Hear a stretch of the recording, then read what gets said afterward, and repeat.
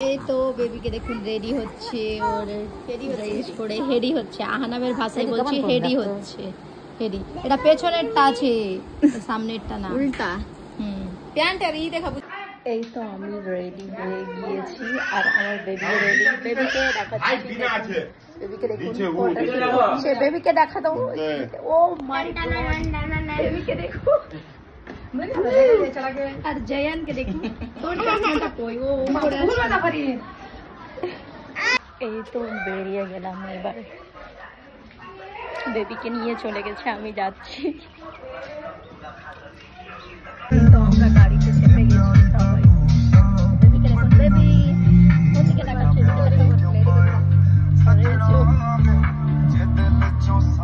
দেখো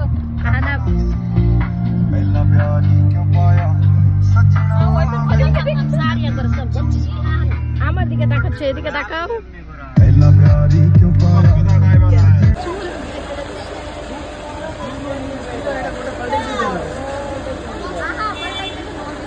এই তো আমরা এখানে নেমে গেলাম আর কি। আর জায়ানকে দেখুন, আগে বেবিকে রেখে চলে আসি, বাকিতে ওকে ঘুমাবে। কোথায় নিয়ে ঢুকে গেল, আমি ভাবলাম তো ওখানে রেখে দেবো। এই দেখুন বিয়ে বাড়িতে এখন মনে হয় লোক নেই।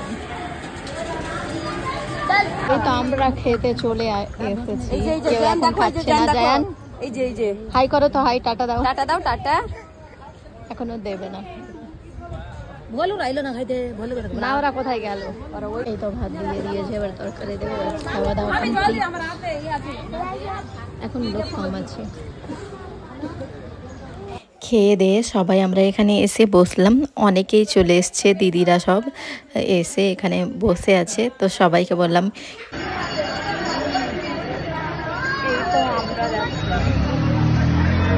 বেবিকে এখানে রেখে গেছিলাম, ও ঘুম পাড়ছিল, ওর দাদু দাদির কাছে ছিল। আর দেখুন আমার বাড়ির সবাই এসে, আমার রুমে সবাই বসে আছে, অনেকেই আছে, ওটা রুমেও আছে, কিছুজন বাইরে বসে আছে।